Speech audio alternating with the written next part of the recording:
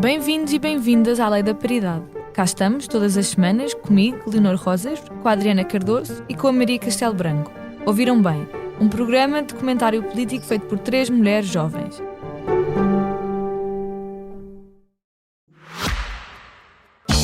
Caro ouvinte, daqui, posto emissor do Movimento da Música em Portugal. Eu sou Miguel Cadete, diretor do Blitz, isto é um takeover. É isso mesmo, o podcast Posto Emissor tomou conta deste podcast que agora estava a ouvir. E temos um convite muito sério para lhe fazer. É para uma festa, diria mesmo uma grande festa. Vai ser no dia 12 de dezembro, na Mel Arena. E os bilhetes já estão à venda. O motivo desta celebração, 40 anos da Blitz. Isso mesmo, 40 anos da melhor música portuguesa, com concertos muito especiais dos Chutes e Pontapés, Capitão Fausto, Maro e Gisela João. O que vai poder ver, ouvir e sentir ao vivo é algo que promete ficar para a história, para a da Blitz e para a sua. Contamos consigo? E esta semana temos 2 grandes assuntos para vos trazer. Em primeiro lugar, esta contínua dança, aliás, cada vez mais decadente do Orçamento do Estado, com trocas de acusações entre Chega e o Governo sobre reuniões que existiram ou não, sobre sair pela porta principal ou sair pela porta das traseiras, e com apelos de Pedro Nuno Santos aos comentadores do Partido Socialista.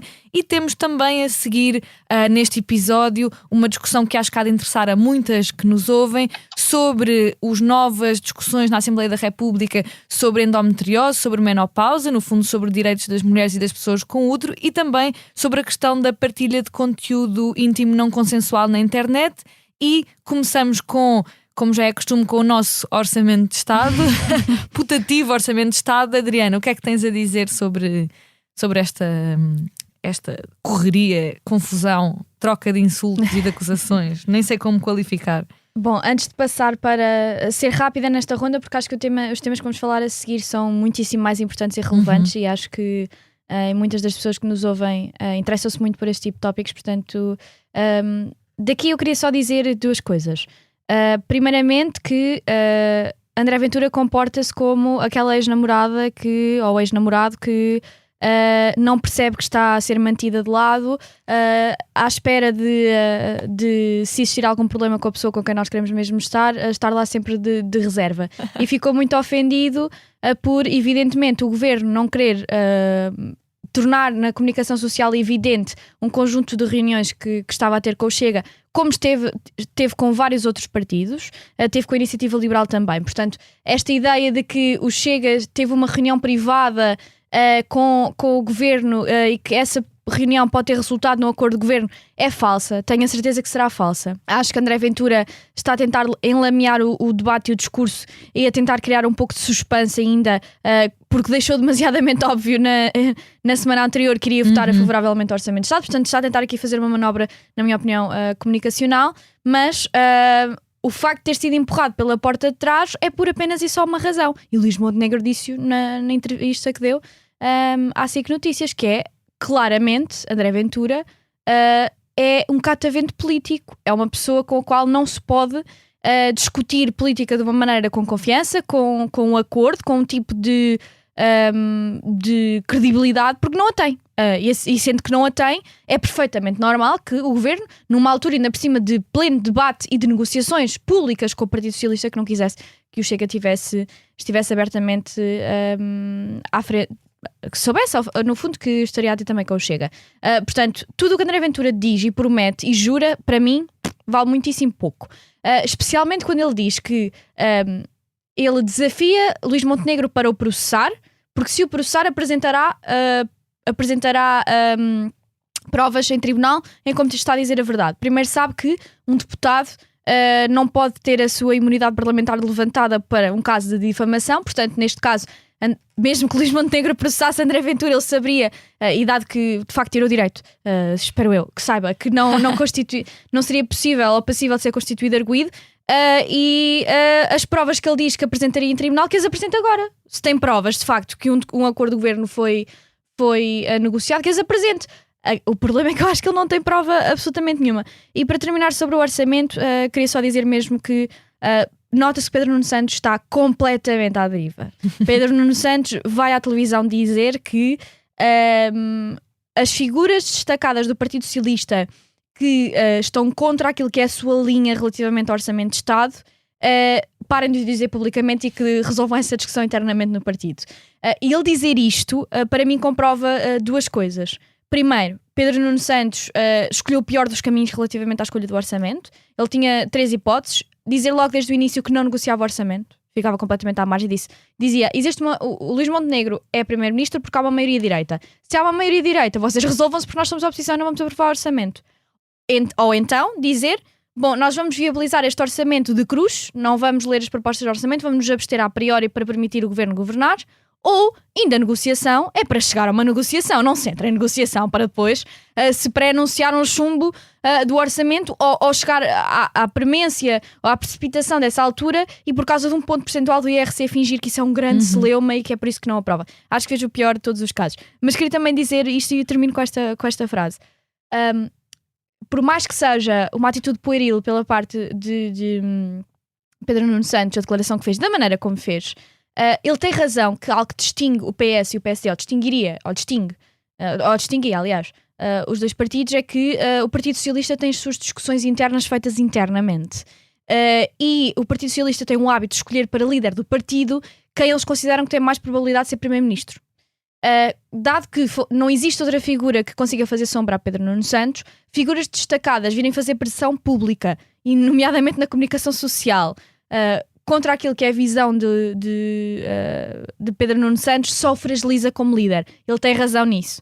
E também acho muito interessante um conjunto de pessoas que estão sempre contra aquilo que é a linha de Pedro Nuno Santos, mas permitam-se manter-se nas listas porque querem manter o seu lugarzinho no Parlamento e, portanto, convido-as a se estão assim tão contra aquilo que é a linha do partido, que o abandonem. Ou pelo menos momentariamente o abandonem. E não façam estas figuras de ir à comunicação social anunciar coisas, ou o que foi dito dentro da reunião da bancada parlamentar. No caso foi o Sérgio Sousa Pinto que o fez na CNN, que anunciou aquilo que foi dito na reunião da bancada parlamentar. Eu acho francamente que isso é absolutamente lamentável. Bem, antes de passar à Maria, gostava só de deixar alguns comentários, sendo que eu acho que surpreendentemente a Adriana disse muitas coisas com as quais eu concordo. Acho que foste muito incisiva e gostava de sublinhar aqui algumas coisas. Para começar, dizer que nós estamos, na minha opinião, a assistir a um espetáculo miserável e decadente das negociações para o Orçamento de Estado, de negociações que pouco ou nenhum sumo político ideológico têm. São discussões de pessoas que estão constantemente a receber atualizações nas sondagens e querem perceber se conseguem manter na liderança, se conseguem ganhar, se conseguem aguentar a sua bancada parlamentar, e infelizmente é nisto que está mergulhado a discussão democrática sobre o documento mais importante político do ano, o Orçamento de Estado, nestas trocas de acusações. Primeiro, dizer que André Ventura é uma pessoa que é impossível de confiar, é um catavento, é uma pessoa que só traz degradação ao debate e à democracia. Nós já o sabíamos, já o provou várias vezes. O que tem feito agora, dizendo que saiu pela porta das traseiras, falando destas reuniões, quer dizer, só vem contribuir para esta lama, como a Adriana disse bem. Mas acho que é preciso que Luís Montenegro esclareça de forma cabal se teve ou não esse tipo de negociações com o Partido Chega. E já agora, se o PSD está, acho que é fundamental, o grande ponto político-ideológico de fundo nisto é que o PSD venha explicar se está ou não, sob qualquer prisma, disposto a fazer um acordo com um partido racista, xenófobo, que espalha mentiras violentas contra migrantes e que resultam em violência contra pessoas migrantes, machista, homofóbico, que tem trazido todo este caos que nós conhecemos às instituições democráticas, se está disposto a qualquer custo, só para se manter no governo, a fazer um acordo com o Chega ou não. Acho também que o Chega está a trazer isto exatamente porque está a ver que possivelmente vai cair muito, o seu resultado vai decair bastante em eventuais eleições em janeiro. A mim parece-me que os 50 deputados do Chega, por muito que o crescimento da extrema-direita na Europa seja um facto e que se solidifica em muitos países, parece-me que foi um epifenómeno muito derivado da queda do governo de maioria absoluta de António Costa, da forma que se deu. E acho que o próprio André Ventura tem medo de não conseguir estabilizar e solidificar esse eleitorado. Como nós sabemos, muito vem da abstenção. Algum pode ser sensível a um voto útil no PSD em certas circunstâncias, e acho que ele tem muito este medo. Agora acho é que Pedro Nuno Santos, e gostava só de terminar com alguns comentários sobre o líder do Partido Socialista também está numa situação completamente incompreensível, situação na qual ele próprio se pôs. Claro. Pedro Nuno Santos, se é um líder tão de esquerda, tão enfant terrível do PS, quer dizer, podia ter começado por dizer: eu como líder do Partido Socialista, como pessoa de esquerda, não vou deixar passar um orçamento de Estado de direita. Não concordo. Deixa-me só dizer que eu acho mesmo que António Costa faria isso na posição dele. Não, pronto, sobre isso não sendo de esquerda. Preferia só por não tática especular. política. Agora, sim, eu acho que quer do ponto de vista de uma pessoa de esquerda, quer do ponto de vista de uma pessoa com tática política, quer dizer, acho que seria evidente que não se devia ter envolvido nas negociações do orçamento para depois, face a cedências do governo, dizer afinal não quero, afinal não sei se quero. Quer dizer, o seu partido está num caos total, um caos que transparece para fora, e isso nunca é bom, e penso que é sempre péssimo para as pessoas que assistem verem este caos. Ou Pedro Nuno Santos se tinha decidido logo que sou uma pessoa de esquerda, não aprovo e não negocio orçamentos com uma marca e um cunho de direita, ou se envolve no orçamento de Estado, tem de estar aberto a alguma negociação e não tentar mandar calar pessoas que dizem que ele deve aprovar, não estar constantemente para a frente e para trás com o que é que aceita, não aceita. Acho que isto só traz mais caos. E gostava de terminar só com esta questão do desabafo, digamos assim, de Pedro Nuno para os comentadores e para as figuras públicas do seu partido. Eu acho, e acho que isto é uma reflexão que muitas pessoas que estão dentro de partidos fazem no seu dia-a-dia. Eu acho que há, como é óbvio, um grau de lealdade para com os partidos de quais faz parte e já agora dos quais se integram órgãos de direção política, não é? Acho que deveria, e acho que muitas vezes cai muito mal, e há alguns políticos que fazem isso, quando se faz parte da direção de um partido, deve haver um grau de lealdade política a essa direção, ao que se diz, à importância dos órgãos internos de um partido como espaço principal do debate e da discordância. Agora, ao mesmo tempo, também não cabe na cabeça de ninguém pedir às vozes dissonantes, ainda por cima num partido tão amplo e tão grande como é o PS, como pessoas com muitas ideias diferentes, pedir às pessoas que não expressem o seu desacordo, não é? Acho que isso cai muito mal. Figuras como Álvaro Beleza, Francisco Assis, Correia de Campos vieram insurgir-se contra isso, não é? Também. Quer dizer, acho que só o fragiliza mais, só o põe numa posição ridícula de dizer por favor, parem de me contrariar. É aquela ideia, há um episódio de Game of Thrones em que o Tywin Lannister diz ao Joffrey, um homem que precisa dizer sou rei, não é porque não é realmente um rei. E quando o Pedro Nuno Santos precisa dizer às pessoas por favor, parem de falar da minha decisão, parem de me pôr em causa, se calhar é porque não tem a liderança assim tão firme. E passo já para ti, Maria, como é que vês toda esta... Finalmente consegui pôr uma referência a Game of Thrones neste programa. Desde o início que estavas à espera. Bom, eu estou à distância, só para quem nos está a ouvir, e peço desde já desculpa, mas estou em apresentações no norte do país do livro Liberdades, e queria só aproveitar, até porque já falámos muito sobre o orçamento do Estado, e eu, surpreendentemente, ou não, talvez, concordo bastante com o que vocês as duas estiveram a dizer. Eu queria só para aproveitar para agradecer e para vos dizer também, a vocês, porque acho que ainda não falei convosco sobre isto, para agradecer às mulheres todas, porque são principalmente mulheres que na apresentação deste livro têm vindo falar comigo a dizer que adoram ouvir o Lei da Paridade. Inclusivamente uma dessas pessoas disse que obrigava os pais a ouvir o Lei da Paridade no carro, e eu achei muita graça nas viagens, e portanto queria agradecer também aos pais dessa jovem mulher, e obrigada por nos ouvirem, obrigada pelo vosso feedback, é muito bom.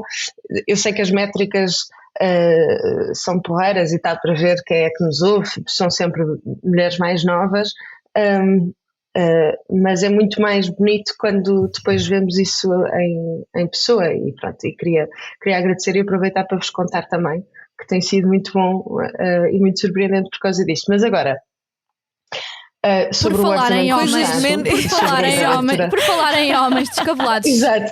Certo. Exato, estamos aqui numa coisa super bonita de partilha feminina, e pronto, por falar de repente sobre a partilha masculina, que muitas vezes é pautada não por solidariedade, mas por tipo, lá está, como a Leonor dizia, sou o rei da selva e preciso mesmo de marcar a minha posição de liderança. Nenhum destes dois líderes dos dois outros grandes partidos tem estado a saber lidar com Luís Montenegro. porque Luís Montenegro conseguiu jogar muito bem, é o que ele faz bem, é combate político. E eu acho que é das únicas coisas que ele faz mesmo muito bem. Pelo menos até agora, que nós temos visto. E Pedro Nuno Santos, para não falar de André Ventura, porque André Ventura, eu tenho um problema enorme com falar sobre André Ventura, porque é verdade que André Ventura mente muito. É verdade que a palavra de André Ventura dura menos tempo do que um ciclo noticioso. Isso todas sabemos, mas não é uma coisa que os eleitores de André Ventura valorizam. Ou penalizem, na verdade. Fazer este feito. Exato, é isso, é que votam nele apesar de, e eu acho que sempre que nós reforçamos a ideia de que André Ventura mente, na verdade estamos provavelmente a radicalizar mais as pessoas que votam em André Ventura, porque é verdade, mas as pessoas votam nele à mesma, porque depois se nós ouvirmos essas pessoas, o que elas dizem é, mas ele diz algumas verdades.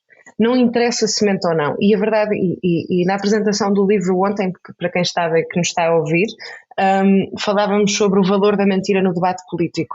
A mentira existe no debate político. É impossível nós fazermos um debate político sem mentira, se não tornamos uns aratos da verdade, e isso também é muito perigoso. Porque a verdade tem muitas nuances, não é? E tem muitos graus de cinzento.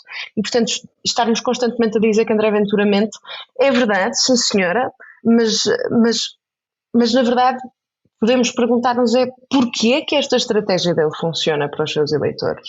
Porquê é que as pessoas continuam a votar em André Ventura, apesar dele, como a Leonor dizia muito bem, passar estas mensagens muito agressivas, apesar de se associar a movimentos neonazis como o 1143, apesar de estar ativamente a descredibilizar as nossas instituições e o nosso primeiro-ministro, que é uma coisa que eu até acho que Pedro Santos Carreiro, quando o estava a entrevistar e perguntou se ele estava a dizer que o primeiro-ministro mentia, ficou mesmo surpreendido com a facilidade com que André Ventura disse sim.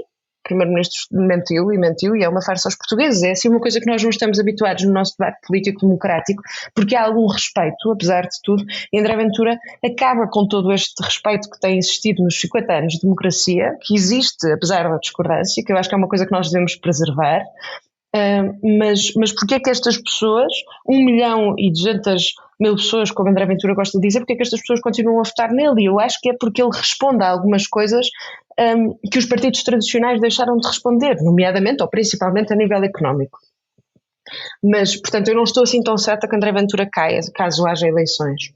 Mas sobre Pedro Nuno Santos, até porque eu acho que é bastante mais interessante, eu concordo com o que vocês disseram e gostava de acrescentar uma outra camada. Pedro Nuno Santos tem feito uma coisa perigosa para o seu partido, que é Pedro Nuno Santos tem vivido a ideia de geringonça. Esta coisa de Pedro Nuno Santos, que eu entendo que é uma coisa dele, é muito genuíno nesse sentido, de achar que deve haver uma frente de esquerda versus uma frente de direita, deve haver dois muros e o PS e o PSD devem ser alternâncias, e faz todo o sentido que assim seja, mas Pedro Nuno Santos, ao posicionar o partido mais à esquerda, está a fazê-lo porque quer que a esquerda cresça. Mas a Leonor está aqui connosco, não sei se concordará, mas isso abafa e tira o oxigénio aos partidos à sua esquerda, nomeadamente ao LIVRE, ao Bloco de Esquerda e ao Partido Comunista Português. E dá e cede o centro todo ao PSD. E é isto que nós estamos a ver que está a acontecer, é o centro está a ser comido pelo Partido Social Democrata, pela Aliança Democrática, e o PS está cada vez mais a caminhar para um sítio que neste momento não é vantajoso para o partido. Portanto, eu entendo as pessoas que têm vindo falar, concordo convosco sobre a lealdade político-partidária, não cai bem a ninguém, mesmo que eu concorde com as pessoas que falam neste momento em praça pública para tentar pressionar o partido, cai muito mal que o estejam a fazer desta forma, mas também cai mal a Pedro Nuno Santos que tente, em praça pública também, calá-los. E de repente isto, o que quer dizer é que a estratégia de Luís Montenegro tem funcionado muito bem. Luís Montenegro está a governar no caos, a dividir para reinar, porque reina bem no caos, porque é um bom líder de combate político. E portanto eu queria só terminar a dizer isto. Se Pedro Nuno Santos quiser ganhar umas próximas eleições, eventualmente, vai ter que se comportar como secretário-geral do Partido Socialista e não como Pedro Nuno Santos, o militante do Partido Socialista. Porque o Pedro Nuno Santos, militante do Partido Socialista, gostaria muito de levar o partido para a esquerda, mas a Leonor está aqui agora e é militante do Bloco de Esquerda, e eu acho genuinamente que o Bloco de Esquerda é importante para a nossa democracia, mas o Bloco de Esquerda assim desaparece. E o Partido Socialista também desaparece como nós o conhecemos, porque o centro vai ser cedido à Aliança Democrática e eu tenho a certeza que o Chega não vai ser combatido de forma eficaz nos próximos anos. Acho que é um teste à nossa democracia. Estou otimista em relação a esse teste, mas acho que vai continuar a crescer. E passamos agora para os nossos segundos temas, aos quais nós queríamos dedicar mais alguma atenção, até porque, como a Maria já disse, temos tantas de vocês que nos ouvem e que também gostam de ouvir este debate sobre temas feministas que marcam a nossa atualidade. Recentemente, na Assembleia da República, tivemos 2 debates que nós gostávamos aqui de trazer. Em primeiro lugar, várias propostas relacionadas com a questão da menopausa e a questão da endometriose. E, por outro lado, a questão da partilha de conteúdos íntimos não consentida e da discussão sobre a possibilidade de se tornar um crime público, com diferentes propostas e diferentes enquadramentos. E se calhar, começando pela questão da saúde das mulheres e das pessoas com útero, começava contigo, Adriana, até porque és a pessoa de saúde do nosso programa, para dares algum, talvez, enquadramento sobre, por um lado, a doença e, por outro lado, sobre a menopausa, que tem sido sempre muito desconsiderada nos currículos de saúde ao longo das décadas. Sem dúvida, vou começar pela parte da menopausa porque é mais simples e de explicar que há um conjunto de... a nossa medicina e da maneira como foi pensada não se conseguiu adaptar ao facto das mulheres cada vez viverem mais tempo. E como cada vez vivem mais tempo, a medicina convencional, e especialmente aquilo que são os currículos de saúde, não tratam uma abrangência suficiente entre as diferentes áreas para depois conseguirem tratar uma questão como menopausa precoce, menopausa alargada, andropausa e um conjunto de outras questões que mexem com o sistema hormonal e endocrinológico, e não só questões de separação de especialidade entre ginecologia e urologia. E há questões de menopausa que podem levar a situações de saúde mesmo muito preocupantes. Há mulheres, por exemplo, que quando estão com o que muito vulgarmente se intitula afrontamentos, a tensão delas baixa tanto que desmaiam. Ou há, por exemplo, mulheres que quando têm o desnível hormonal, e é uma componente bastante preocupante, quando existe um desnível hormonal que não é verdadeiramente colmatado e não é bem observado a nível médico, podem ter esse desequilíbrio pode-se prolongar e pode deixá-las mais a risco de poderem captar cancro da mama ou cancro do colo do útero.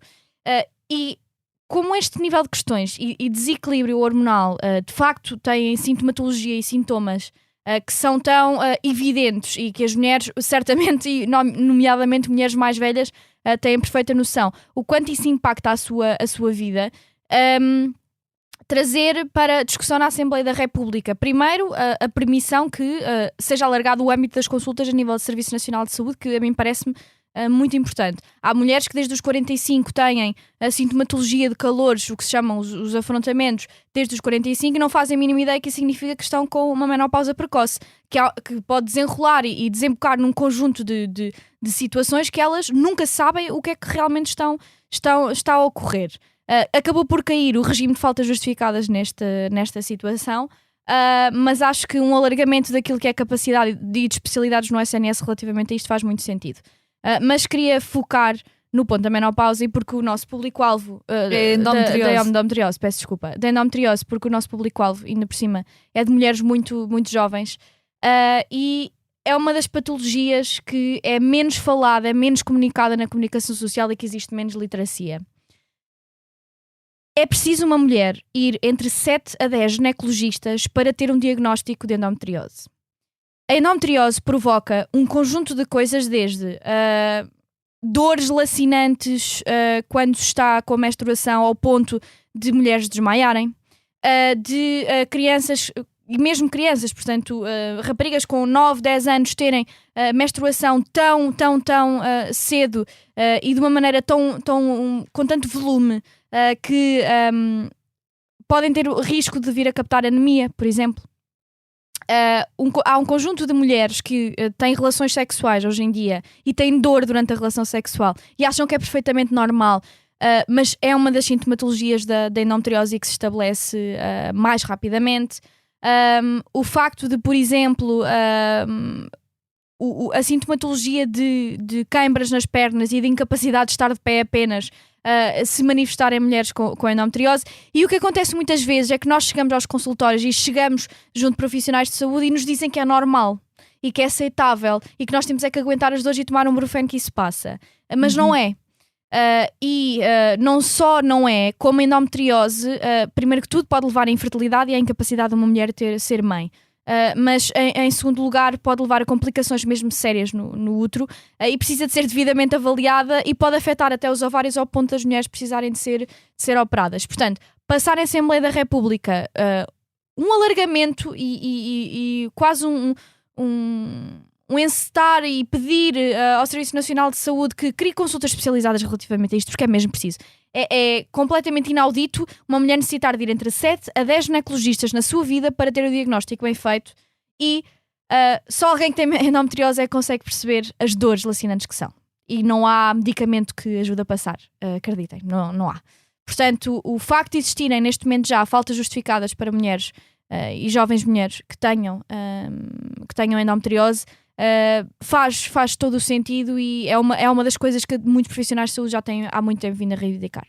Bem, algumas coisas que eu gostava de acrescentar. Primeiro, gostava de agradecer à Adriana por também ter feito esta partilha como profissional de saúde, logo com mais capacidades do que eu e a Maria para falar sobre o assunto. Eu gostava de deixar algumas notas mais do ponto de vista político sobre o que é que isto significa. Em primeiro lugar, dizer que este problema que há com a saúde das mulheres é um problema transversal a todas as áreas da saúde. Aliás, estive a ler alguns artigos nos últimos dias também para me preparar para esta discussão e li coisas absolutamente escandalosas, como o facto de que as mulheres são 50% mais prováveis de ser mal diagnosticadas depois, na sequência de um ataque cardíaco, porque muitas das formas como se pensam sintomas, tratamentos, até testes e análises clínicas está pensado sendo a base o corpo de um homem. Ou, por exemplo, que até objetos de segurança do dia-a-dia que nós usamos estão pensados para corpos dos homens. As mulheres têm mais 17% de probabilidade de morrer em acidentes de carro do que os homens, porque os cintos de segurança estão desenhados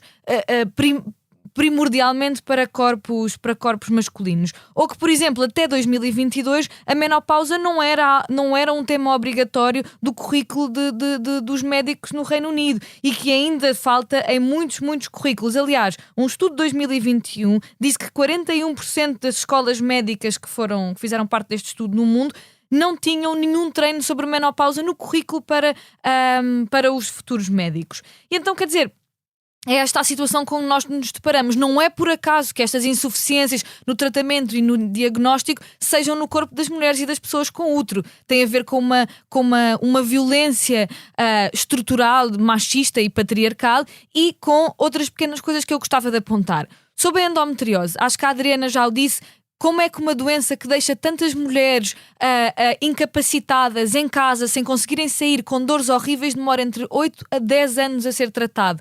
Como é que esta doença, que de acordo com os estudos que foram feitos recentemente, afeta 50% das mulheres que estão em tratamento de fertilidade, portanto é uma doença que afeta bastante a fertilidade, demora quase uma década a ser reconhecida. Porquê? Porque nós sabemos desde meninas que somos ensinadas que o período é dor e sofrimento, como se fosse natural não nos conseguir... Eu não sofro de endometriose, mas como se fosse normal para nós termos de nos deitar em posição fetal durante horas quando estamos com a menstruação, ou como se fosse normal ter dores durante o a relação sexo, sexual. porque é pensado que esta ideia antiga vitoriana de que os homens apreciam o sexo e as mulheres têm de o suportar, não é? Esta ideia de que temos de suportar dor e que é normal. E o mesmo se aplica à menopausa, que também está associada muitas vezes a dores e desconforto durante por causa da secura. É importante, sim. As mulheres chegam a uma altura que é muito importante que consultem uma ginecologista para começarem a fazer tratamento e começarem para poderem ter uma vida sexual que seja perfeitamente saudável. Mas isto também é um tabu, ou seja, por um lado, falar sobre que a relação sexual não é suposto ter dor em nenhuma altura da vida, mas também há um grande preconceito machista contra as mulheres mais velhas,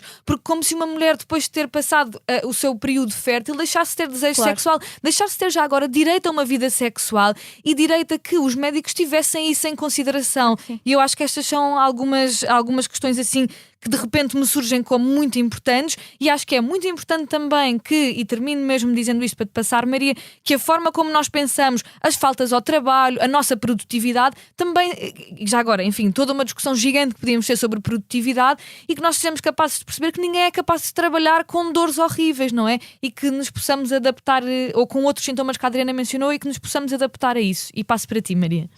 Sim, vocês falaram de coisas muito importantes. Eu focar-me, se calhar, na questão da menopausa que estamos a falar, porque sinto que posso acrescentar pouco em relação à endometriose, não posso acrescentar pouco ao que a Adriana e a Leonor já disseram, mas queria falar da menopausa como este fenómeno social de tabu. 87% das mulheres que sofrem de menopausa dizem que experienciam vergonha dos sintomas, têm vergonha destes sintomas, têm vergonha dos afrontamentos, têm vergonha de estar a entrar numa nova fase da sua vida. Isso tem que ver com a forma como a sociedade, partindo de um ponto de vista masculino, olha para as mulheres que deixam de ser reprodutivas. Ou seja, a luta pela normalização da menopausa é uma luta pela despatologização do corpo feminino.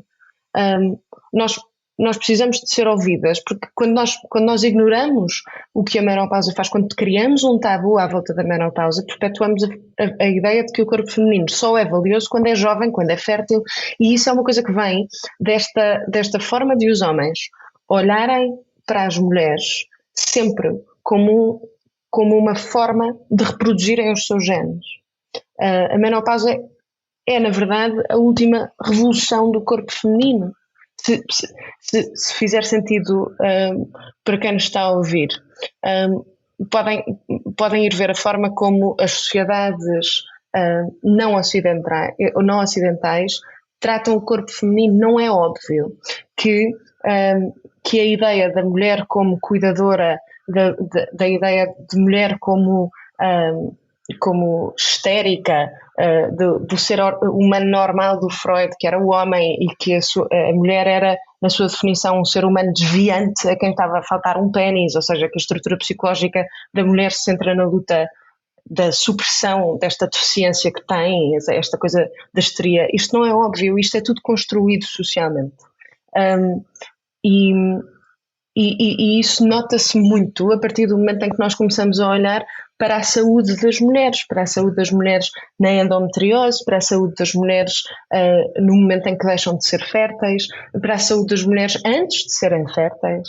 A minha avó contava-me que quando teve o período foi uma coisa assustadora para ela, porque ninguém lhe tinha dito que ela teria o período. Uma vez acordou e estava a sangrar, e achou que estava a morrer.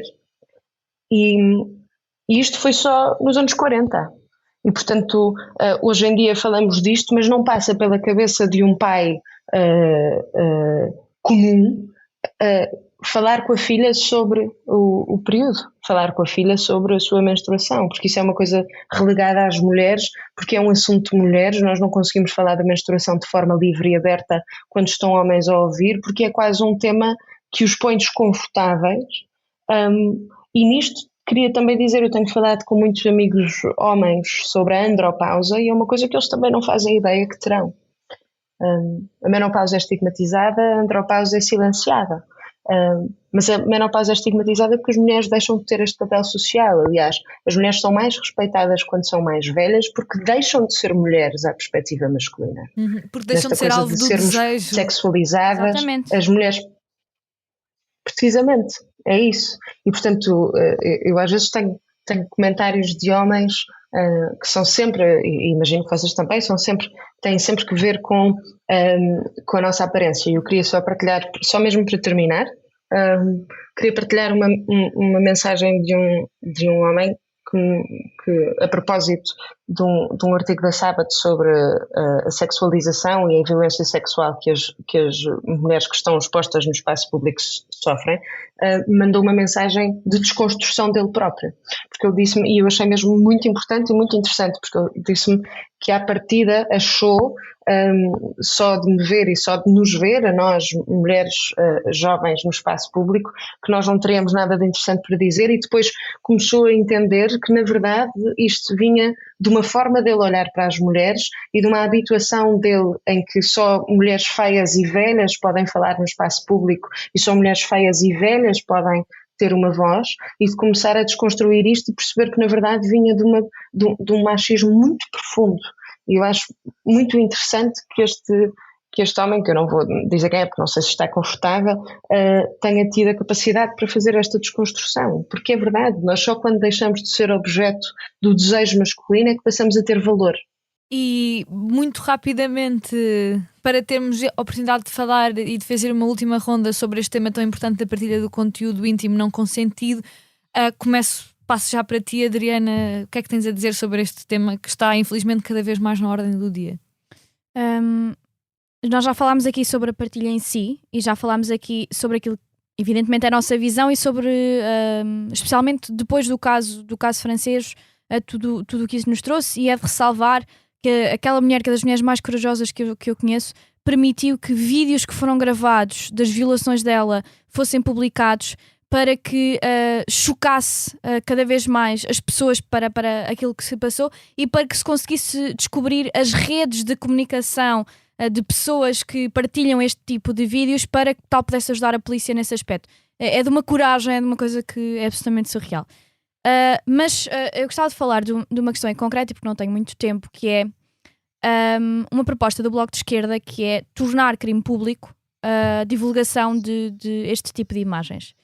E eu, como feminista e como mulher, que já disse várias vezes que a minha opinião sobre este tipo de coisas é que devia ser primeiro, nem existia um regime legal ou enquadramento legal para este tipo de casos. Portanto, nem sequer existia enquadramento legal para poder penalizar os homens que divulgam este nível de imagens. Agora que temos um regime legal, é demasiado brando.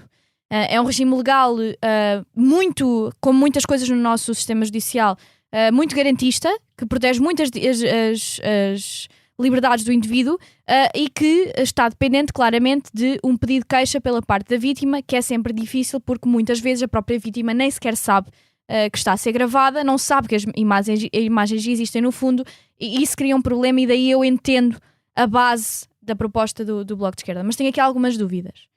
E eu não tenho uma resposta para estas, porque foi mesmo algo que eu tive que pensar para mim própria, porque com o caso da violência doméstica, eu percebo perfeitamente o porquê de ser um crime público.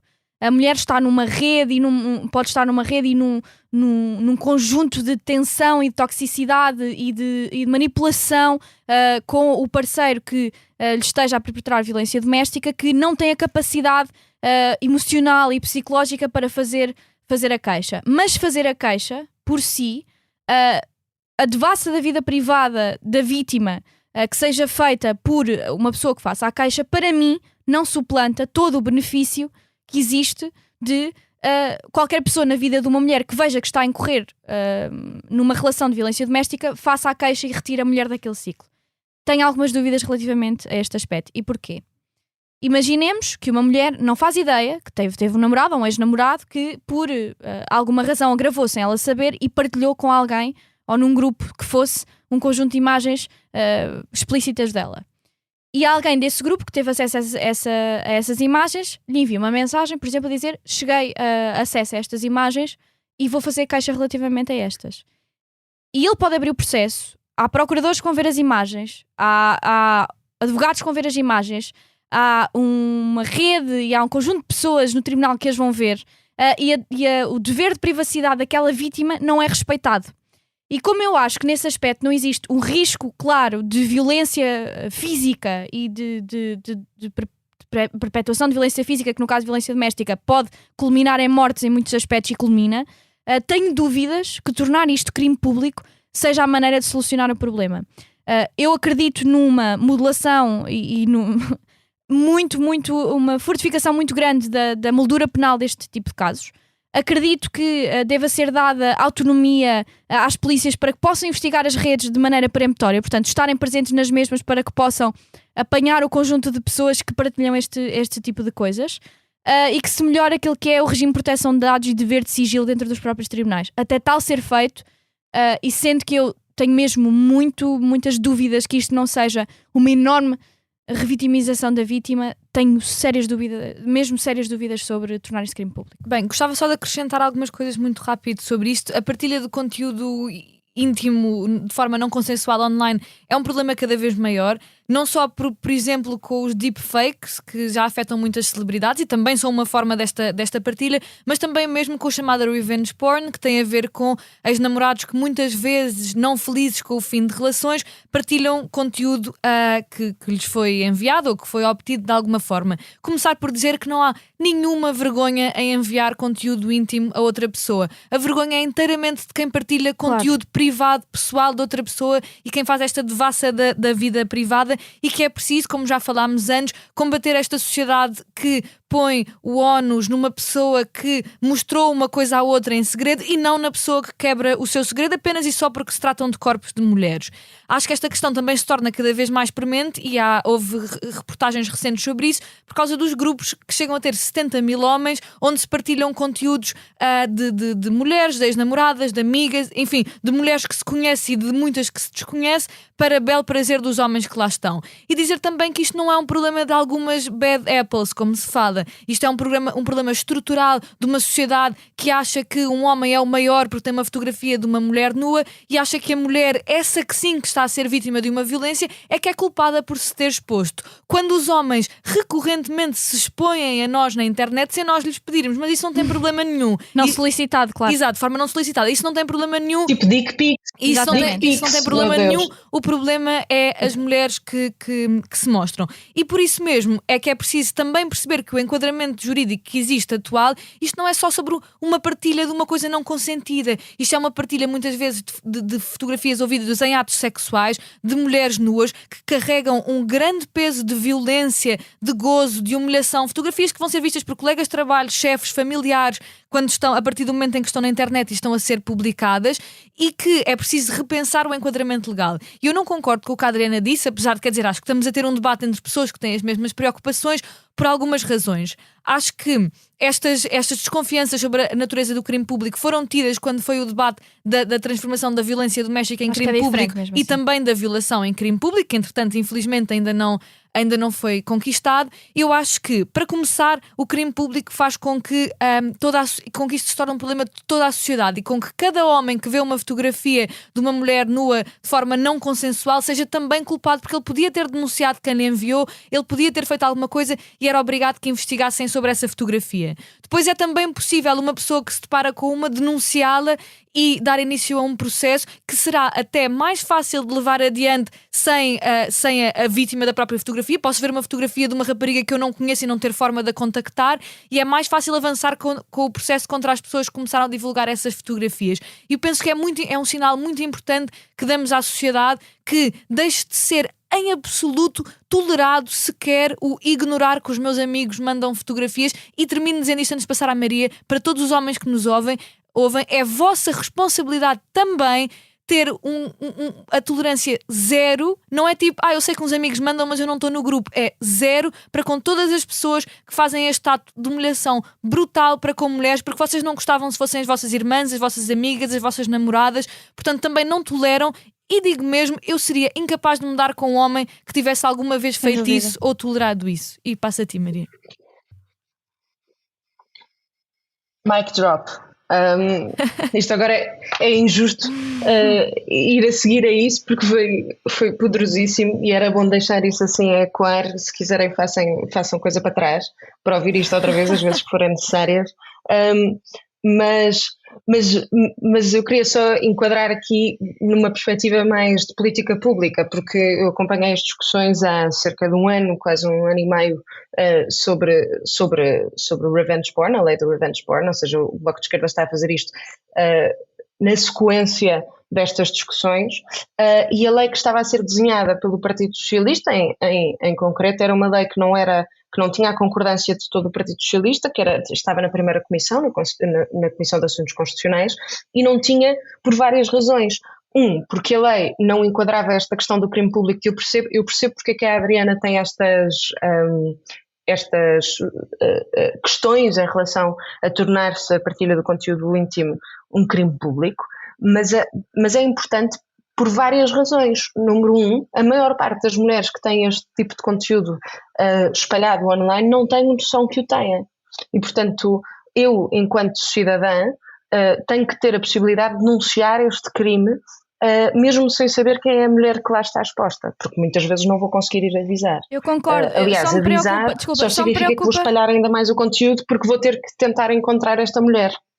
Preocupa mesmo é a devassa da vida privada da vítima e que isso Diz seja isto. uma revitimização, porque ela pode não querer mesmo que mais pessoas, naquele momento especialmente, estejam alerta ou possam ver as suas imagens e que isto seja tratado em tribunal. E acho que o mesmo se pode dizer da violação e da violência Mas doméstica. é diferente, mesmo a assim. violação como crime público. Não, mas mesmo a violência doméstica como crime público tem esta questão de a vítima não quer continuar com o processo, pode parar com o processo. E, portanto, eu acho que isso é importante sempre acautelarmos essa questão, que é mesmo muito importante. Mas para terminar, porque eu acho que nós já estamos muito puxadas no tempo. Estamos muito. É importante nós percebermos duas coisas. O Ministério Público tem avisado para a construção desta lei da dificuldade que é o Ministério Público lidar com imagens que são partilhadas online. Portanto, esta lei também afeta as plataformas online, tipo Googles, Facebooks, etc., para tirarem este conteúdo de forma rápida, para que este conteúdo não se espalhe ainda mais a partir do momento em que tem uma denúncia. Qual é que é o problema? É que a forma como a lei estava a ser feita significa que as plataformas, antes de apagarem, têm que mandar para o Ministério Público, porque senão pode haver uma questão grande de liberdade de expressão online, não é? Porque eu de repente posso denunciar e se aquilo é automático, vai retirar sem qualquer tipo de check, se é de facto íntimo ou não, ou se é consensual ou não. Isso é um problema. O Ministério Público já tem avisado que não tem meios para verificar isso em tempo útil. Portanto, isto é uma discussão muito complicada a nível de políticas públicas. E queria só terminar dizendo isto, neste seguimento. É importante, sim, que seja íntimo, mas é importante que nós deixemos de dizer íntimo e passemos a dizer sexual. Porque o conteúdo íntimo é muito difícil de definir. Por exemplo, na lei que estava a ser feita pelo Partido Socialista, uma das questões que estava em cima da mesa era o que é conteúdo íntimo? É uma mensagem no WhatsApp? É porque é o que exatamente? É eu partilhar imagens da casa de alguém? Não, estamos a falar de um conteúdo sexual, porque isso também é problemático, mas a partilha de conteúdo sexual de forma não consentida é muito mais problemático ainda, porque tem ainda mais camadas. Portanto, é importante que passemos a falar disto como partilha de conteúdo sexual não consentida. E pronto, e queria terminar aqui, não fiz um mic drop, mas lá está, mas vocês podem andar para trás. Há uma música que ficou viral no TikTok e Instagram, que era um tipo a dizer, basicamente era "Your mate is a dick to women". E era um homem a dizer, olha, se o vosso amigo é um estúpido para as mulheres, por favor, digam alguma coisa, porque a responsabilidade é vossa. Portanto, se pesquisarem online, vão encontrar essa música, é muito divertida, e podem ouvi-la na viagem de carros com os vossos pais, a par com este podcast. Agora, à velocidade da luz, porque estamos muito acima do nosso tempo, recomendação, Adriana? Esta semana está pautada pelo julgamento de Ricardo Salgado e toda a situação do caso BES, e eu, como acho absolutamente incompreensível um conjunto de pessoas que perderam as poupanças de uma vida inteira ainda não terem uma resposta do Estado, embora muitas figuras, altas figuras do Estado, inclusive que neste momento exercem cargos públicos, tenham estado envolvidas no caso, eu recomendo a grande reportagem SIC, que se chama Assalto ao Castelo, que é uma série de 3 episódios completa de reportagens pela autoria de Pedro Coelho, que é absolutamente fabulosa e que deixa muito bem explícito aquilo que é a história e o enquadramento do caso BES, e aconselho todas as pessoas a verem. Maria, a tua recomendação? A minha recomendação é um livro feminista, surprise, surprise, mas é de uma mulher chamada Naomi Wolf. Ela escreve em 1990 e chama-se The Beauty Myth, o mito da beleza, e acho que tem muito que ver com isto que estávamos a falar. E sobre isso também, um livro para quem é mais de estatística, que é Invisible Women, que tem muitas das estatísticas que a Leonor falou, nomeadamente a probabilidade das mulheres terem ataques cardíacos não diagnosticados, o facto das mulheres morrerem mais em acidentes rodoviários, apesar de terem acidentes menos perigosos estatisticamente, mas morrem mais porque os carros estão adaptados ao corpo masculino, entre outras estatísticas e outros números que são muito interessantes para vocês discutirem com os vossos tios mais reacionários à mesa, especialmente agora que o Natal está a vir, podem oferecer-lhes estes livros que são muito interessantes. Leonor, qual é a tua recomendação? Eu gostava de recomendar um ciclo de curtas chamado Que Mulheres São Estas, está a passar no Cinema City Alvalade. Junta 3 curtas, Um Caroço de Abacate, As Sacrificadas e By Flávio. Juntas têm cerca de 1 hora, que contam 3 histórias muito diferentes de 3 mulheres diferentes, mas sempre sobre este gesto de entendimento muito bonito e especial entre mulheres que sofrem diferentes opressões e têm diferentes vidas, mas que se encontram sempre nesta ideia de que todas somos vítimas da sociedade patriarcal. E convido-vos a ver também, a propósito deste programa com um pendor especialmente feminista que hoje vos deixamos. E assim chegamos ao fim de mais um Lei da Paridade, um programa de comentário político semanal. Como sempre, podem ouvir-nos nas habituais plataformas de podcast e no site do Expresso. Até à próxima semana.